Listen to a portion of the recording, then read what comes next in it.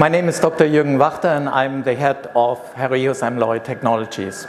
The main requirement in additive manufacturing components is the surface finish, especially if the customer has high expectation on the surface and has certain expectations on the surface. At the beginning you try by part to part to get the right surface finish in one part, maybe in two parts. Later on now you have the challenge to produce it in serial. And that means you need an efficient, reliable process. And here comes Rössler AM Solutions into play. And it was a very strong collaboration with Rössler AM Solutions, especially as we had to find the right technology, the right process, the right media.